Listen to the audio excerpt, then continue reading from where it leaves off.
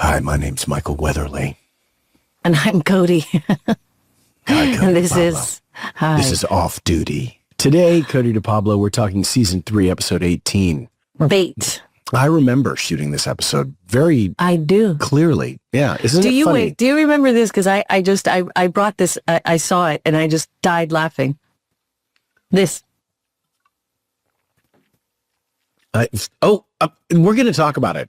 We're going to talk about It's just things. the little hand that Harmon had, and we laughed about it, and and I think for the years, next 8 years, this meant something. we did this. This meant something.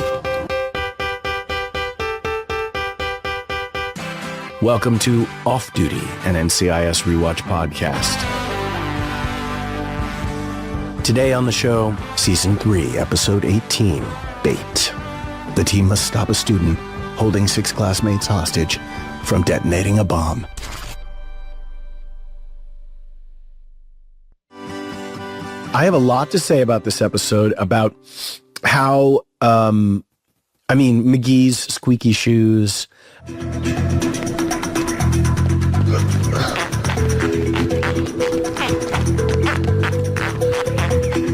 New shoes. McGee's squeaky shoes were so good. DiNozzo trying to sort of be a team leader, seeking his boss's approval and his co-workers' approval. Ziva thinking that she's all like undercover, sly, secret agent girl. But the teenage terrorist guy, who's not even a terrorist, he's just a kid who's being blackmailed. He's not even a pro, and he sees you out the window with your camera. With my camera.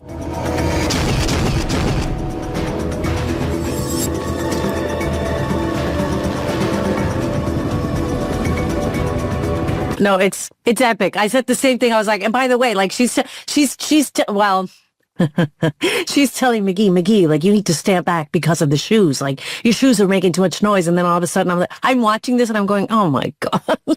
I know. But see, I lean into that a little bit because I saw some very interesting performance things happening. I thought Mark Harmon was genius. I thought Polly Perrette was genius. Can't say as much for myself, but No, I am excited. I thought you were really good. Like, you were in that kind of like quiet, in control mode that you go into very seldomly. WWGD. Sniper teams on purge. Is that a weapons acronym? Advise team leader. No. It stands for what would Gibbs do? But I loved it. I was watching and I was like, oh, look at that. That's a different version of the Cherie I know. Actually, of the Tony DiNozzo I know, because I've seen Michael do that, but I haven't, the Tony DiNozzo of it all was... Well, we are going to talk about all of that and more a little bit later, and I am excited to discuss it. But right now, I want to talk about something we do on this little podcast of ours.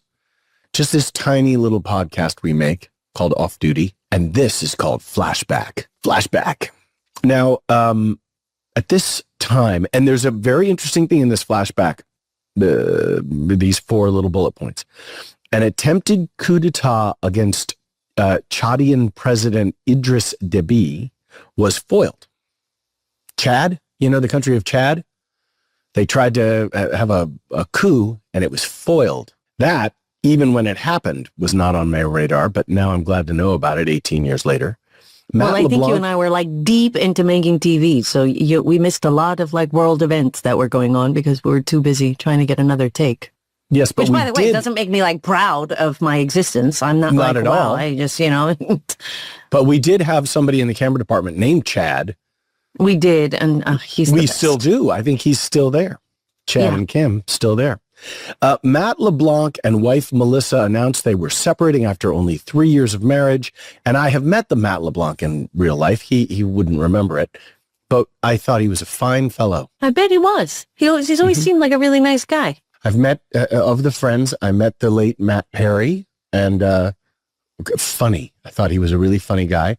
And I have met the Courtney Cox because her parents were friends with my Uncle Bob and Aunt Marianne down in Birmingham, Alabama. And the Courtney Cox did a show with my niece, Alex Breckenridge, the star of Virgin River. She will come up later in this conversation. And then Jennifer Aniston, I was on a show called Jessie that was on right after Friends. And it was with Christina Applegate. And so I got to meet a whole bunch of those friendly friends. And Jennifer Aniston And they was were all completely really awesome. friendly from what I hear. Yeah. Super awesome. Yeah, All of them. super nice people. Friendly. The next thing I'm going to tell you is that She's the Man and V for Vendetta came out in the movie theaters Remember this V week. for Vendetta? That was such a good movie. Yes, but do you know why She's the Man is important? Why? Because my niece, Alexandra Breckenridge, star of Virgin River, was in She's the Man. Oh, okay. Very cool. Well, she's also a Yeah. very nice lady. Yes, and it was one of those movies like 10 Things I Hate About You, or I don't know, where they were just like clueless or whatever. They were taking either old stories or Shakespearean stories, like The Twelfth Night or whatever, and turning it into like a teen drama. And that is what She's the Man was all about, because it's a woman who dresses up like a man. James Blunt with his single, You're Beautiful. And I remember singing that to you when we were shooting. Really? Not really, but I would have. I think I would have. I was like, wow, beautiful. I don't remember this memory. I think I would have definitely tracked it, but This became the first, James Blunt became the first British artist in 2006 to top the U.S. Billboard Top 100, Hot 100, since Elton John's Candle in the Wind in 1997, that was such a beautiful. when the Princess Diana Lady Di. died. Yeah. Now, Candle in the Wind didn't actually get released in 1997. It was first released back in the 1970s on Yellow Brick Road. I'm going to give you an episode synopsis. Please do. And if you want to jump in at any point, please feel free. NCIS are called in when the teenage son of a Marine major arrives in school with a bomb strapped to his body and one simple demand: bring his mother to the classroom before sunset. But the investigation takes a turn when the team discovers that she's dead, having seemingly drowned in a boating accident the year before. And they soon begin to suspect that someone else is manipulating the youngster. And it turns out that's true. And then it turns out his mom is alive.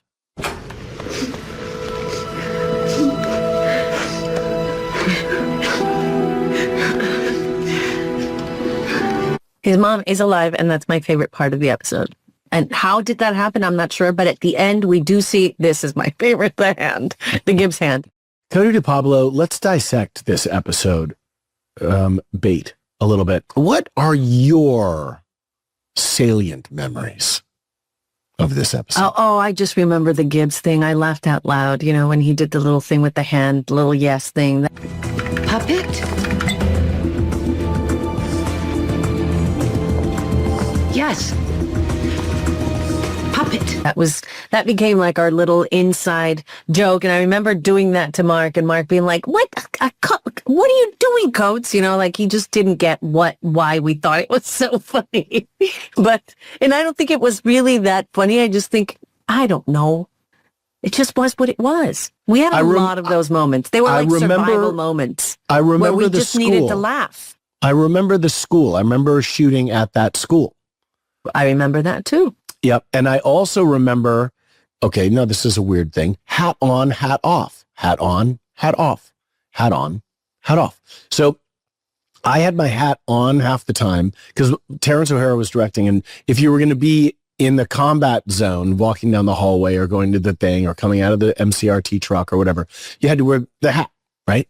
But if I'm interviewing the lady or whatever, and Billy Webb would be like, is there any way he can not wear the hat? We can't see his eyes because the light, I found Cody's father. He was at a conference in Washington, D.C. MPs are escorting him now. Whew, I just thought you'd want to know before you go in there. So you were acting for the light. hat on, hat off, hat on, hat off. And there's a couple of scenes where the hat head that I've got going on is very kind of eraser head. May I say, you look very attractive in this episode. Go on. You're like, keep it coming. You're like, Tell me I more. that never gets old. No, you do. You look very good. You look very, I don't know what was going on, but you look very good. Yeah, what do you think was going on? I don't know. Well, we had a bomb squad is what we had. It was kind of a bottle show in the sense that we were really stuck on sets. There wasn't a lot of movement. Gibbs was with the guy with the bomb. Abby and McGee were sort of in the lab for a lot of the show, and Ducky goes up and talks to Jenny Shepard, and so I could see that it was structured to be probably a show that later on in the season they could save a little money on, maybe. But I think it ends up being, again, Obstacles, the Opportunity. And by the way, I think it was a very good show, and most of the bottle shows that we did or that felt to us like bottle shows were actually really good shows.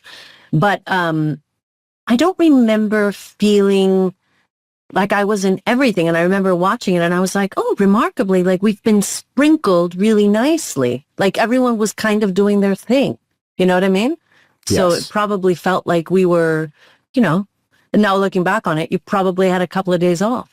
Although, when you're at that school, you got to be there for the beginning outside of the school when we arrive. You got to be there. I was in the hallway for some stuff. You were in the hallway a lot. I had to go with Gibbs down the hallway. And I was going to say this before to you, but I found that there was some tonal experimentation happening. You're talking about for DiNozzo? With all the characters, I felt like... But I felt like it was primarily your character because you were taking on this kind of like, I'm going to be the boss, and and I love that bit between you and Gibbs, by the way, where he's on the in the room and you're like, you say something to him and... Yeah, he calls me boss and I'm like, absolutely, Agent Gibbs. Yeah. Yes, I think there are probably about 10 episodes that I could name. It's like one of our little games, but I could name episodes where that dynamic really plays strongly, where you see how stuck in Second Bananaville DiNozzo is, not just in the show or whatever, but like, you know what? It's so funny because you talk about this a lot about like being stuck there and all of that. No, I don't talk about it anymore, but back then I did.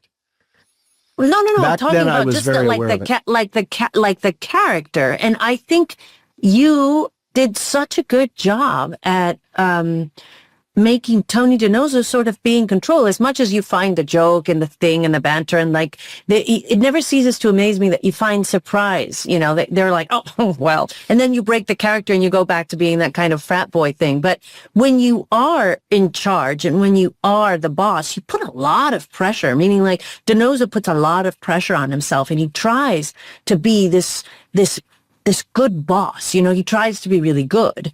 And Yes. and he is good. And that's the thing. He is good. He doesn't have to try. He's just good.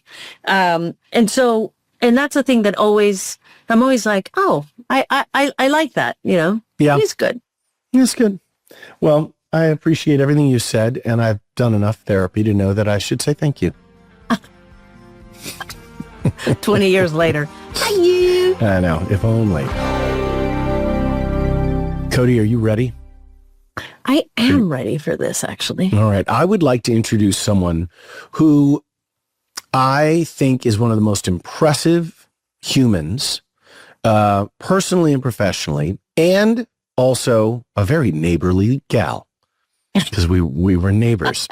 You're we'll neighbors in Los Angeles, right? Yes, that's correct. And we will get into that and everything else, including all the TV shows she's directed, like Westworld, Game of Thrones, Breaking Bad, Walking Dead, Modern Family, Morning Show, you name it, she's done it. Most recently, Constellation, which of course is a big giant show that we're going to talk about. She is a self-confessed NCIS fan, and I would like to introduce, ladies and gentlemen, sound the trumpets, Michelle MacLaren.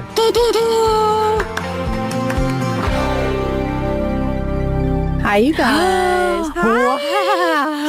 Hi, Michelle. It's so good to see you. Oh my gosh. How are you? I'm good. Hi. Hi. How's the canyon? We miss you. We miss you I so know. much. I don't know, I know. Cody, Well- we knew, Michael and I were neighbors. Oh, I know this. I know Of this. course- of We course you know actually this. did talk about it Yeah, as yeah. we were presenting you. Oh, It's a great story, and it is, I think, a great place for us to begin because it's kind of how we began. True. and then we can kind of traipse through. We can actually, I think there's a lot of really fun stuff. How you first perceived me up in Mark Horowitz's office. I would be happy to describe that. So Yes. I get this phone call saying, would you like to do an episode of NCIS? I said I would love to. And I go to the NCIS offices for my first day, and I'm in Mark Horowitz's office, big, impressive office. I think lots of wood, if I remember. And I was waiting for Mark, and Michael walks in. And Michael is very sweet and very kind, and he starts pacing around the room, and in a very casual way starts asking me questions about my knowledge of NCIS. And I was on it like this. And he finally turns to me. He was auditioning you. He was auditioning to me, and he turns to me and goes, "Oh, you're a fan." And I go, "Oh, yes, I am."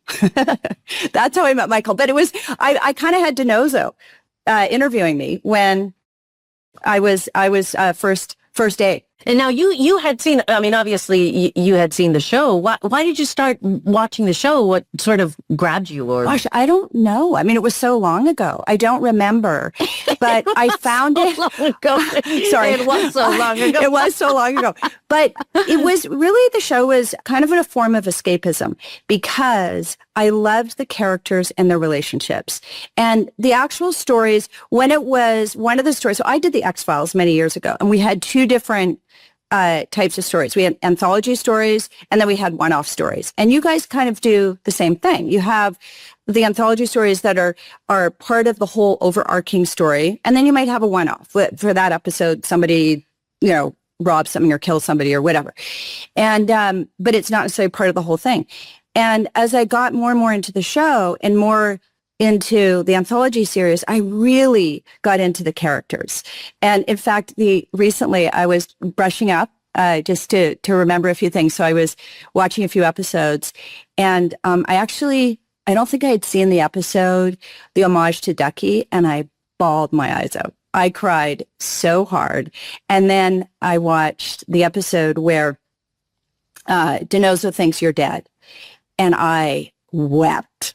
I know you're alive, and I wept. I mean, it was amazing. And I think, you know what? It's just years of watching these characters and wanting them to be together so bad. I'm so excited about your new show, you guys. Congratulations. Can we talk about our dinner in New York? 'Cause I this know. was like Yes. such an epic moment. So that, for the people in podcast land to understand, this was 6 years ago, maybe? Yeah. This was something like that. 2017, maybe 2016. I mean, Yeah. it was a while ago. It was a Yeah. while ago. Yeah. Maybe It was 8 a years while ago. ago. And we were, we all gathered at Mamo down in Soho, across from the Soho Grand. So good. And give Mamo So a plug, good. one of my favorite delicious. places. Me too. But the three of us got shattered over a beautiful dinner, and we were putting our heads together. And this was before John McNamara was involved. Mm-hmm. But this just shows you how long that was in a sort of gestation. It's like an elephant pregnancy. It's like Well, 9 years or something. We sat there going, you guys have to get back together. You have to. This incredible relationship and romance and epic love that has been torn apart for years has not been, we haven't got the payoff. I mean, I will say when Talia walks into the office, it's one of the greatest moments. And then when you get the text in the car from Tony and you're wondering, is he going to ever speak to me again? And it's Talia and she's saying hi to her mom. I mean, come on, you guys. It's like, it's the best setup ever. I'm so excited, and I can't wait. I think it's going to be good. And I also want to talk about, and it's funny that you're talking about all the emotional stuff, because I know this about you, but also I know that you're a very mathematical director.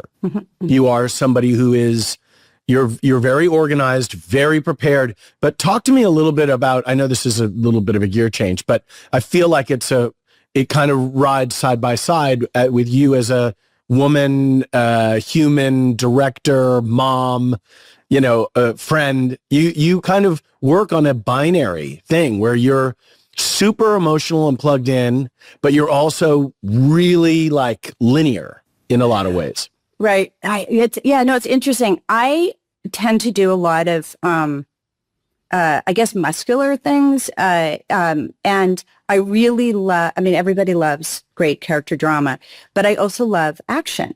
And the way that I approach things that are, let's say there are heavy in action, my feeling is for a good action sequence, you always have to have a story within it. You always have to have a point of view. You always have to understand where you are.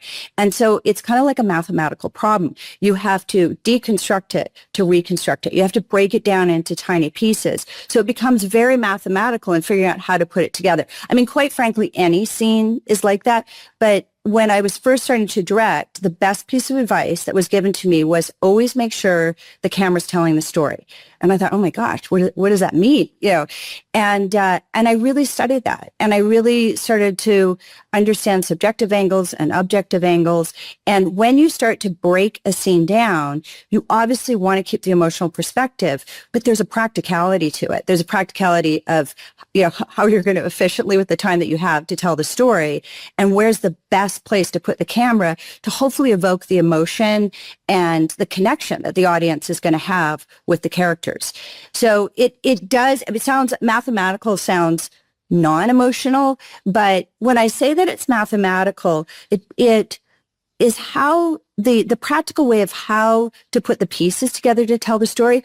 But most of all, I think all of us as different types of artists have to let ourselves go, have to let our imaginations. Well, you're talking about the structure.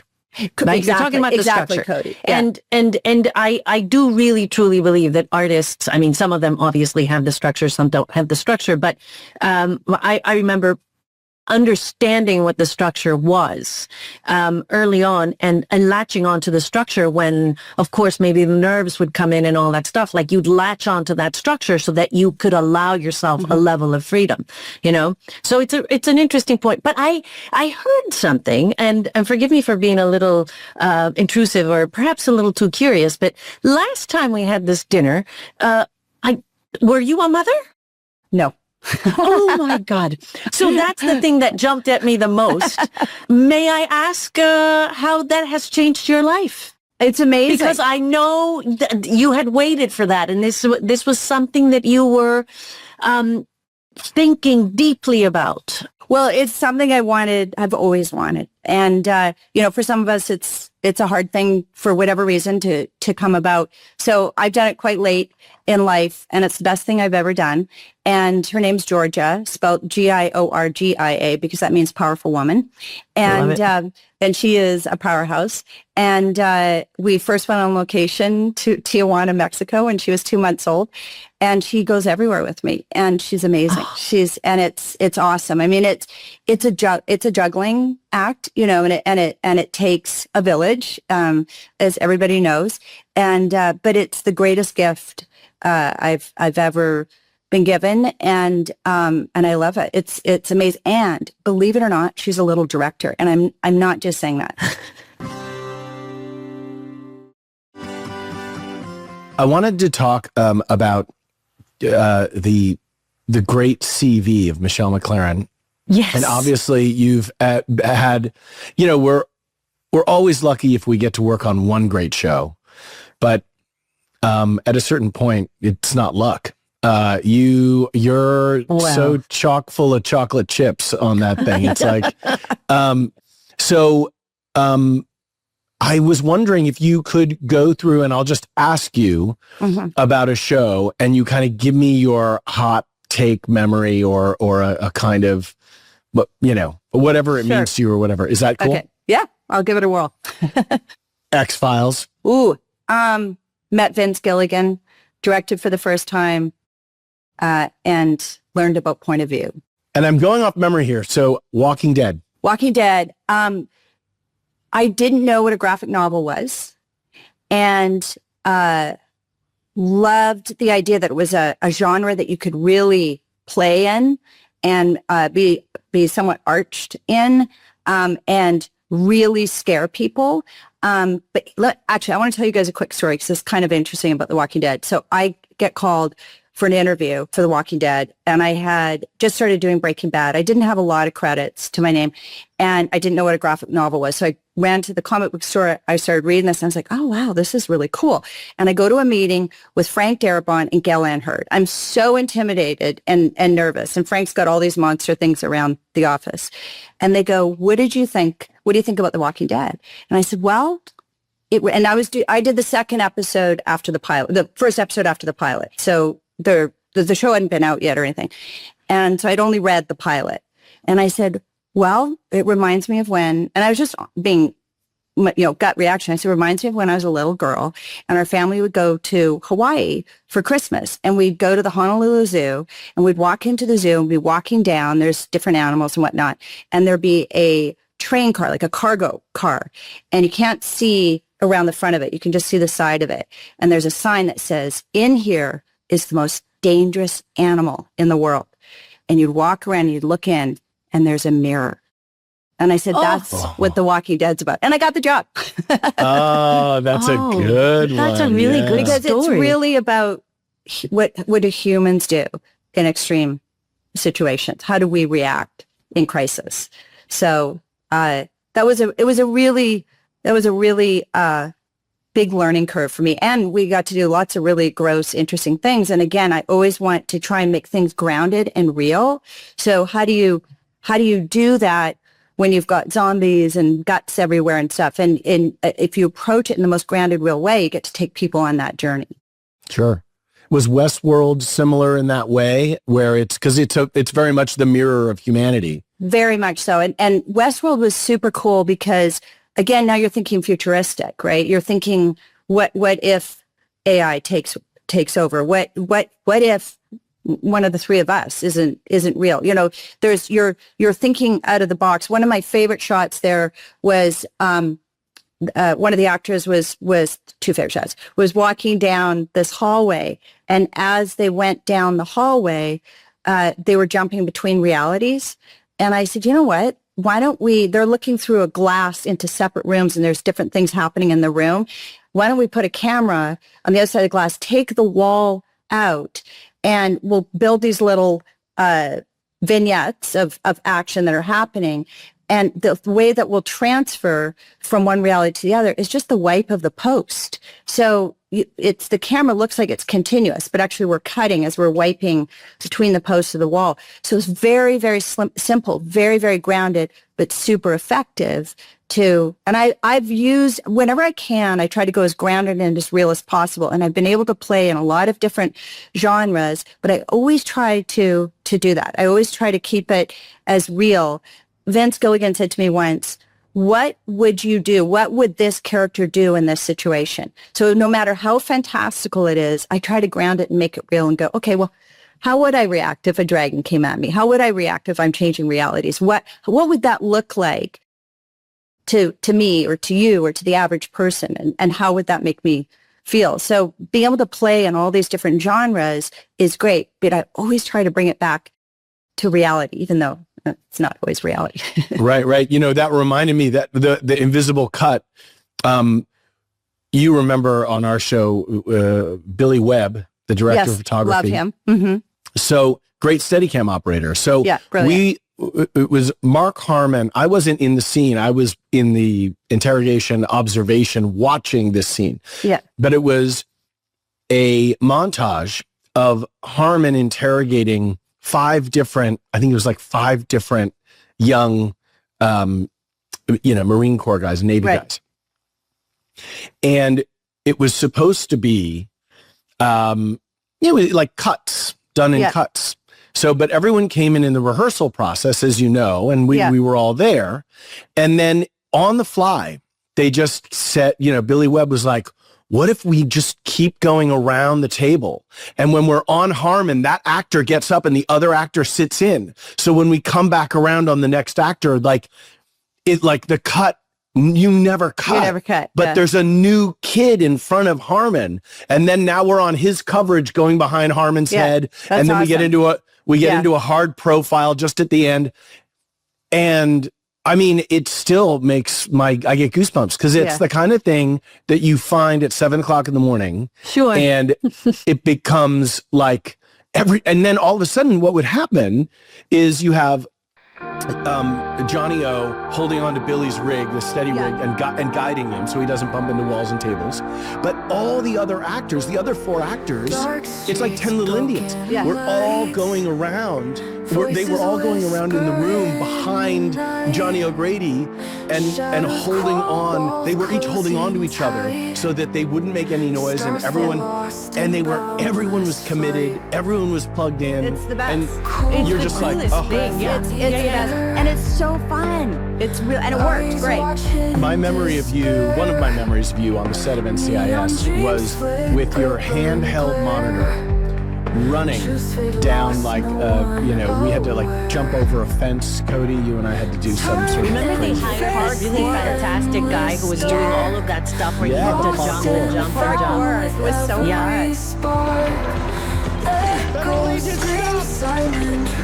This guy's moving. Yeah. But you were so athletic, and I remember Billy Webb watching you and going like, I don't think we've ever had a director this athletic. Because Tom And I Wright remember was not. we had to run, Michelle, and you made us run. And I remember being like, oh my God. And Michael was like, I'm going to outrun you, Cody. And I was like trying to keep up with Michael. And so of course, we've always had this thing where it's like, I'm going to run faster. I am now.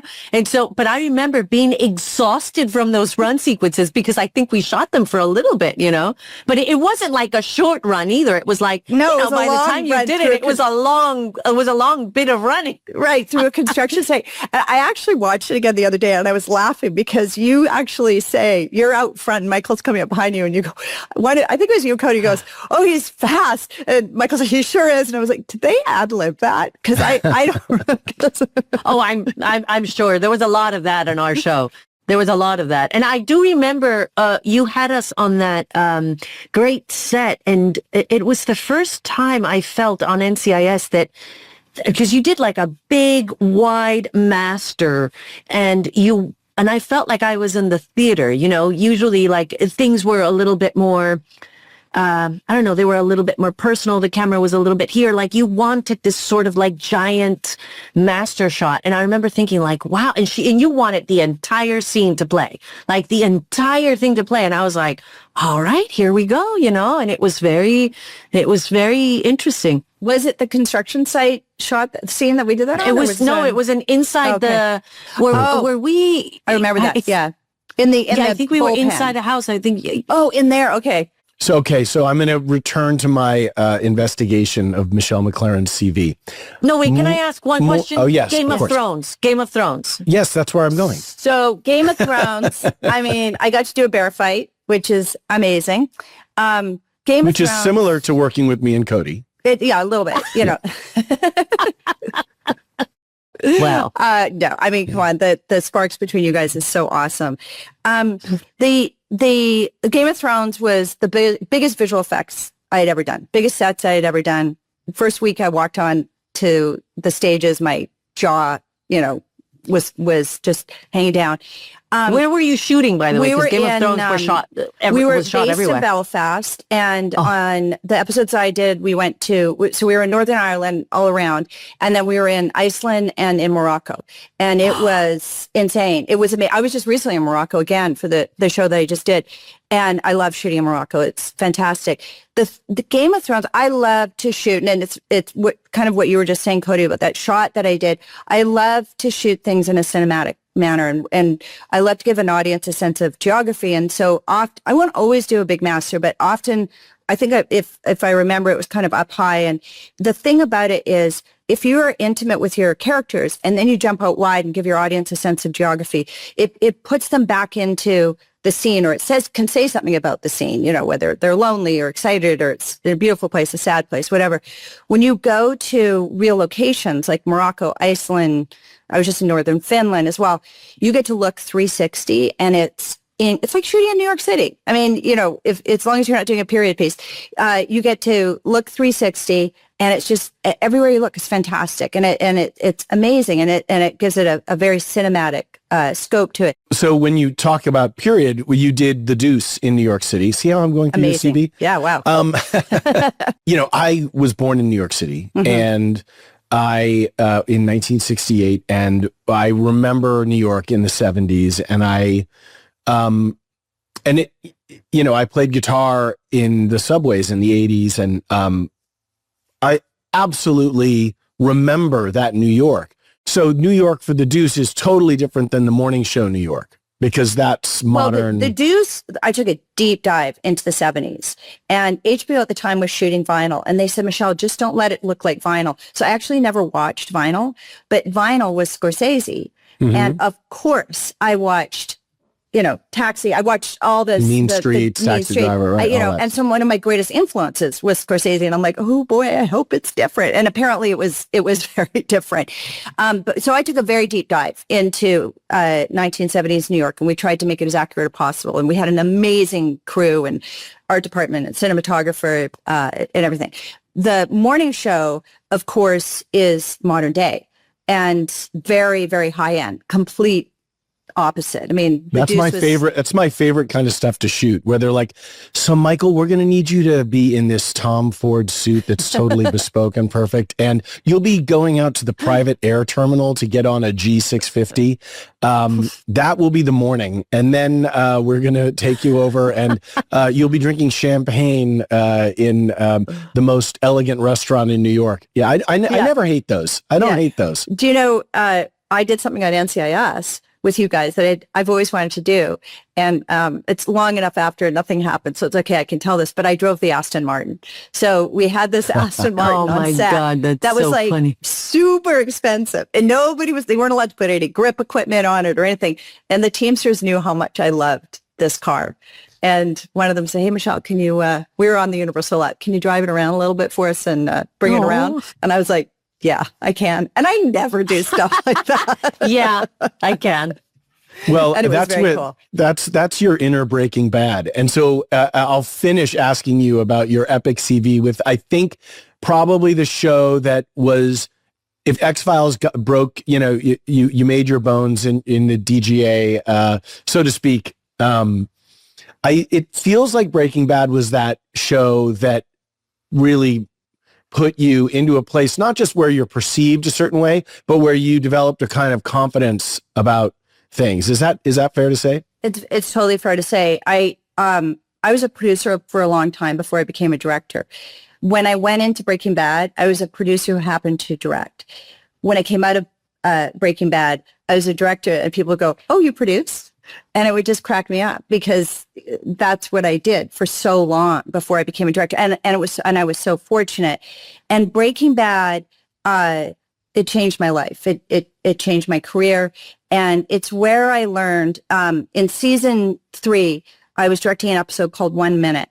And I got this script, Tom Schnells wrote it, and it was truly the best thing that I'd ever read. And I thought, oh my gosh, Michelle, don't mess this up. You got to go for it. Just get out of your comfort zone and go for it. And we shot it, and I really went for it. I mean, really crossed that imaginary line. And we cut it together, and I thought, oh man, people are going to think I've gone too far. This is too much. I don't know what's going to happen. And not in my wildest dreams did I know what was going to happen, which was the show, started to take off. I got nominated for the first time for that episode. And it made me realize, oh, I have to go to that place. I have to get out of that comfort zone. I have to take those risks to truly, do what we do. So it was, Breaking Bad was, and also Vince Gilligan's amazing. The whole team was amazing. The scripts were phenomenal. The cast is fantastic.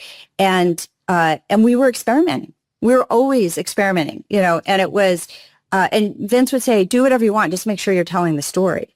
So there's actually a lot of different styles in Breaking Bad, but I love old Westerns. And so to me, Breaking Bad was a modern day Western. And yeah, I really got to learn so much. We're going to have Matt Jones great. On our show, because Matt was Dorney. Dornigan. He was a recurring character on NCIS and totally different than the Breaking Bad situation. Completely. But Matt Jones has one of the great speaking voices. Oh my God. Of all time. In fact, we thought it was a little fake when he came on. We were like, are you serious? Like, are you putting that on? Yeah. Are you putting that on? Like, He's not. That's the real Matt Jones. Dorny. Love it. Well, we only have 3 hours, so our time is up. So, but by the way, we could stay here forever. Yes, we You guys, could. I know. I think you're shooting in Europe, right? Yes, we are. Have you guys shot in Europe before? It's the greatest thing. Because first of all, you work 10-hour I did days. a movie. Yeah, I did a movie in Germany a long time ago, and but yes, we are doing French hours. I think we have. That's what you're talking about, right, Michelle? You're talking about the 10-hour days. It's the best thing ever. Yeah. And we have the Canary Islands and Hungary, and some extraordinary other places, perhaps. And when you take characters off of a show like the Ziva and the Donoso, the audience expectation is, well, we find a dead body, we investigate the clues, we watch the witty banter, there's a little bit of silver lining of but what we're doing now is we're taking Tony and Ziva, putting them in a sort of catastrophic save the world and themselves and their daughter situation. And so it's a really great challenge mathematically as well as emotionally, because we need to make sure the audience recognizes the stories that they have in their hearts and in their memories. Yeah. But we also want to take them like, hey, come here. We're going to show you this brand new world. And it's going to be really and cool. it has nothing to do with the agency, which is something that we always wanted. Michael and I always wanted to sort of explore the characters, but not be a part of the structure, not be a part of that structure. And we have an emotional structure, which will be, infused by all of these heavy, epic challenges, but we won't have the other stuff. You guys, I'm so happy for you. I'm so sad I'm not going to be with you. I am seething with jealousy, and I just hope, I know it's going to be amazing, and I cannot wait to see it. It's this is just season 1. Yeah, well, that's what I was going to say. There's no point in, you never know. You never know. No, I just meant it for the first episode. I know. The beginning is the beginning, but if anybody wants to send an email to offduty@spotify.com and let everybody know how much they feel Michelle MacLaren should be involved, you can also send it to Apple. All right. Well, Michelle, you are just amazing. This was awesome. The very first day where you came over to the Donoso desk on the set and said, are you buying a house next door to my house? And so it turned out you and I were neighbors for quite a few years, and I love all of your neighbors so much. And so I miss you guys, and I look forward to seeing you again. We miss you guys. We miss you. Give my love to Boyana and the kids. Will. And we miss you guys, and I love you guys. It's so great to see you, and have the best time. I know you will. And hopefully I'll see you down the road. Thank you, Michelle. Yeah. Cote de Bois. How good was that? I am better for knowing Michelle MacLaren. I feel Cherie, I fortunate. feel like you feel very lucky about like the friends that you know and the people that are in your life. That's a pretty good place to be in. Do you wanna play a little game time? This one's gonna be a little game called Who Done It? Who done it? Michael and Cote guess which NCIS actor's trivia page the following facts are from. Okay, wait. So what you're saying is you're going to give us a clue, and then you and I have to guess who in real life this person is. Not the character on the show, but in real life. Like Yes, the in real actor from NCIS. Okay. Yes. All right. What's the first question? All right. So risked their life to save 2 teenage boys who were involved in a car accident outside of their home. Marcus I know this. Harmonious. Marcus Harmonious. Marcus Harmon. Okay. Can I read the second one? Yes. Had an intense fear of heights. Who? David McCallum, I'm hearing. Well, I never would have guessed that. Really? Oh, I I would've- didn't know that. I always Was- thought he was like an owl, like he would soar high. Was married to Jim Carrey for a year. Lauren Well, we know Holly. that, Lauren Holly. Yes. Suffers from severe phobia of magicians and conventional ovens. Polly Perrette. Polly Perrette.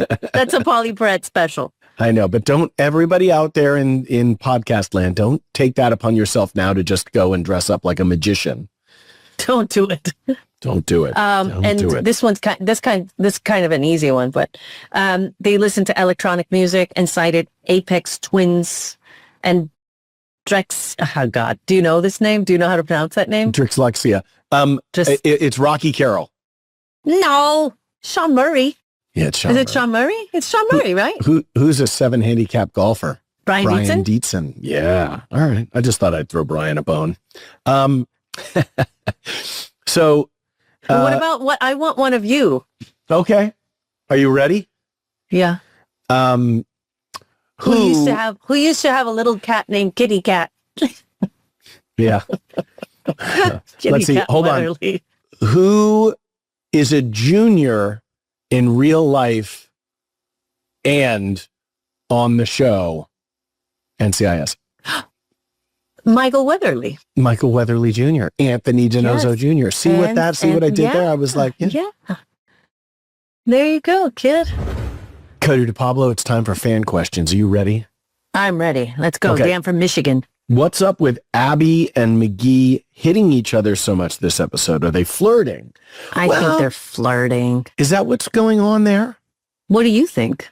I did notice that there was a lot of contact there. And I wonder if that was it written or was it maybe something that Paulie and Sean were sort of cooking up? Well, that'd be a really interesting question for them because I thought it was written. And I also thought that they were toying around with the idea of like, well, of course, this person's disturbed because, I mean, look at them. They've got skulls and they listen to death metal. And all of a sudden it's like Abby feels very identified by this. She's threatened. And then McGee is the geek who was the probie, who's the noob who gets teased and he gets prodded and teased and maybe bullied a little bit, which, certainly by DiNozzo a little bit. Yeah. And school shooters can sometimes be bullied a little bit. So both of those things, I don't know. I'm not going to read into it. Kelly from Alabama, the boy playing Cody was really good. Do you know what happened to him? You know what? He is actually, I was just thinking the same thing when I was watching the episode today. I thought, what a terrific actor. I mean, he was truly very committed. And actually, his name is Michael Welch. And he went on to play in the Twilight movies. Yeah. So I think he did pretty well. So, wow, this guy worked a lot. I'm going all the way back. This guy's like, he's older than Mark Harmon. Wow, look at this. Okay. Frasier, 1998. Oh my God. I mean, hello? He was a child actor, obviously. Veronica's Closet, Chicago Hope, which had the Mark Harmonious on it. Sure. So he probably worked with Mark Harmon there. Star Trek Insurrection, Two Guys, a Girl in a Pizza Place with Ryan Reynolds and Nathan Fillion. Seventh Heaven, Walker, Texas Ranger, the original. I mean, he obviously has a career and he was very good in the show. And hey, what about the next question, Bruno from Hawaii? What's the biggest difference between your characters and your real life selves? I'm just really curious about your answer. I'm certainly not into weapons. I'm certainly not going to fight anyone. She's very comfortable with, for example, especially, in season 3, sort of toying around with the idea that she's been with women and she's been with men and all that stuff. And that was certainly more. That part? Yes, of course. I mean, it was like written in the beginning. It was always this sort of like innuendo that she was like, oh, women. And, and by the way, Tony, he loved that. So he definitely clocked it. But did you see how much that changed after season 3? Like it was never really talked about again. And I'm not sure if that was really real or if it was just something that she was playing to make people uncomfortable. I'm curious myself. That smile, Michael. That smile. When I just think about the distinction, I think I'm much farther away from that season 3 version of me and that character just because it's so long ago. And I appreciate him. I am very glad that he did all that work for me. Now, what a hardworking young boy he was, and living up there in Santa Clarita, chopping wood, making lots of television. can I just give you the Gibbs rule for this episode? Yes. Rule of the day, number 35. Always watch the watchers. Okay. This is an interesting thing because in the last couple of episodes, you and I have gotten really deep on the Gibbs rules. What does this one mean for you? Is it just a simple, straightforward, like, hey, always watch the watchers, that's it? Like, watch the people that are watching, watch the people that observe too much? What does it mean to when you? you watch the watchers, it's because the perpetrator of a crime may have fled the crime, but now they're in the group watching the investigation of the crime. So you might find your bad guy in the watchers. Could it be always, well, for me, it was always about, like, watch the quiet guys. Like, it was always about, like, you know, always watch the quiet ones because they, first of all, they ain't so quiet. And No they're need to watch probably me hiding then. a little. You ignore Well- the talkers. Just like, oh, that guy. If you want to watch episodes of NCIS, you can go to Paramount Plus, or you can just turn on your TV. Or if you want to watch new episodes of NCIS and others, you can go and watch them over on CBS television. Sure can. Or if you're listening to this Spotify broadcast internationally, you can just Google it and say, hey, I live in Amsterdam. How can I watch NCIS? Because chances are you'll find it anywhere in the world.